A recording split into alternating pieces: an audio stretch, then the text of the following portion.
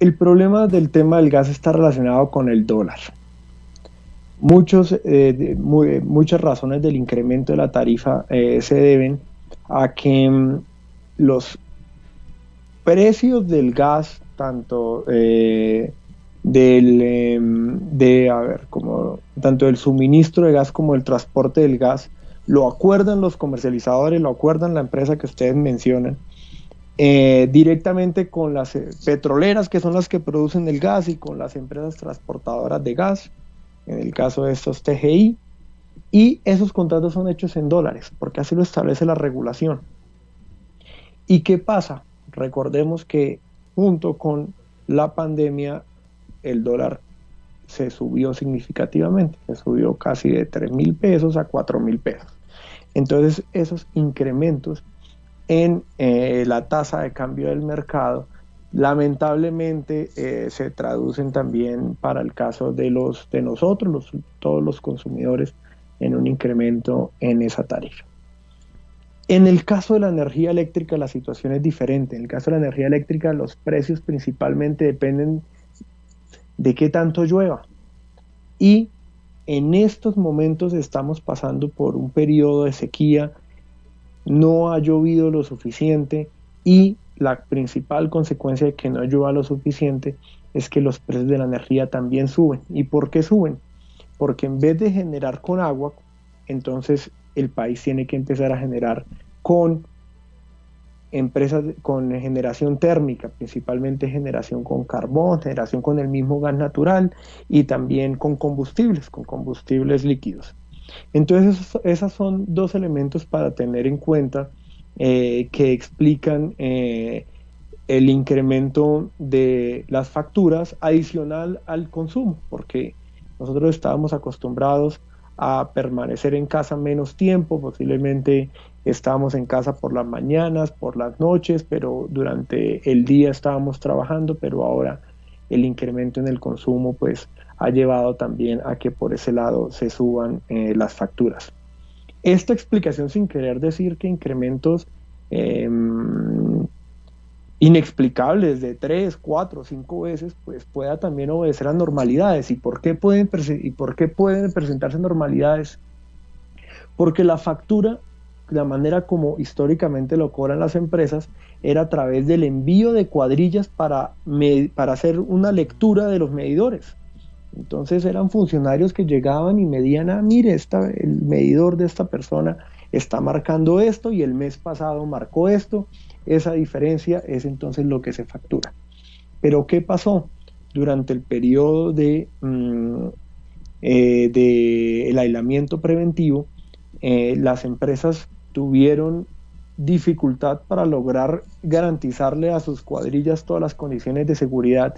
Entonces durante un periodo de tiempo esas empresas no realizaron la medición con base en la lectura específica del medidor, sino lo hicieron a través de promedio. Entonces esta dificultad también en medir exactamente cuánto era lo que habían consumido las personas también explica que hayan habido incrementos del flujo de caja de su economía familiar. Entonces lo que puede hacer esa persona es decidir no pagar. Y antes, cuando no pagábamos, pues venían unas consecuencias muy lamentables, y era que nos suspendían el servicio, ¿cierto? Ahora, con esta nueva regulación, el no pago se traduce inmediatamente en una obligación para la empresa de diferir entonces esas facturas a 24 meses para los estratos 3 y 4 y a 36 meses para los estratos 1 y 2.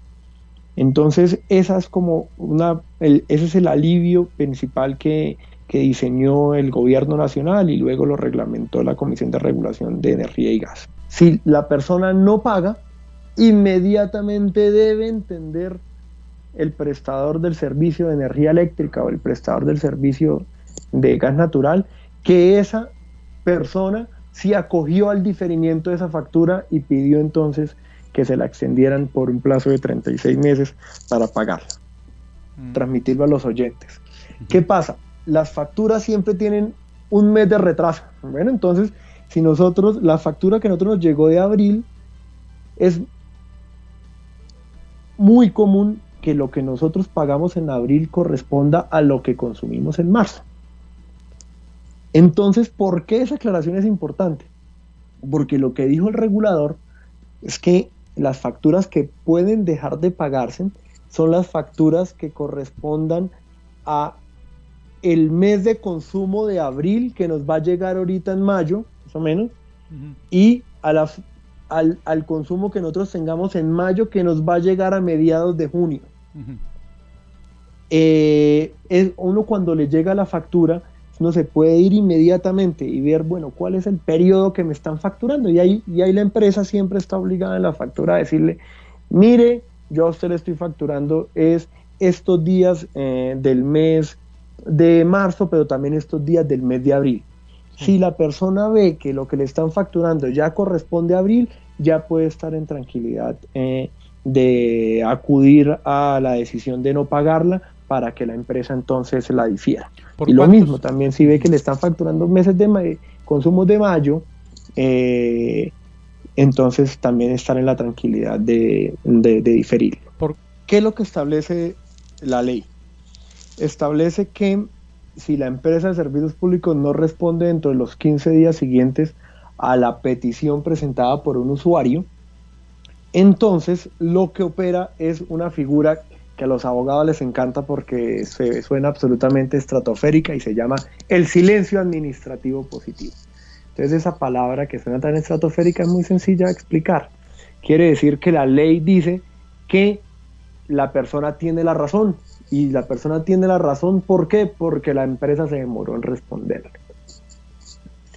Entonces, en ese tipo de casos, lo más importante para tener en cuenta, desconozco en qué términos se presentó la consulta, desconozco cuál contenido de la petición, pero si es una petición de manera general pidiéndole a la empresa Electrohuila o a la empresa Alcanos que responda a algunas inquietudes, en ese caso particular, las empresas tienen hasta 30 días para responder, pero si es una petición con un número de identificación de usuario particular y esa persona firmando y quejándose específicamente sobre una facturación y no es resuelta por la empresa en los 15 días, entonces esa persona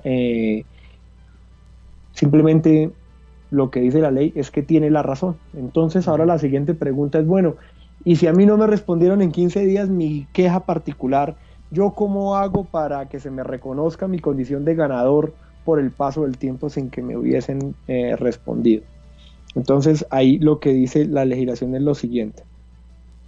Se le puede pedir a la empresa directamente que reconozca entonces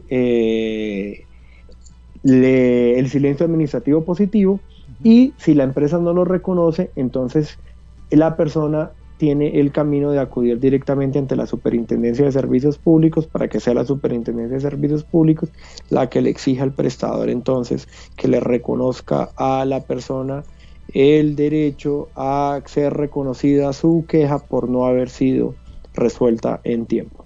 Correcto. Miren, los servicios públicos no son gratuitos, eso es una situación de nuestra Constitución política, así lo estableció.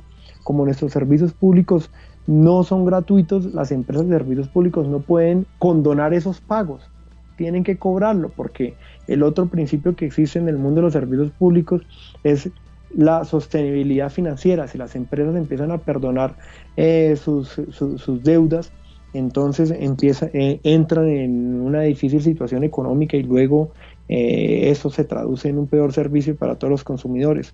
Que sí se puede, que sean los alcaldes y los gobernadores los que asuman el pago en representación de los usuarios. Hay una parte también que quiero ahí comentarle, Juan Carlos y Oscar.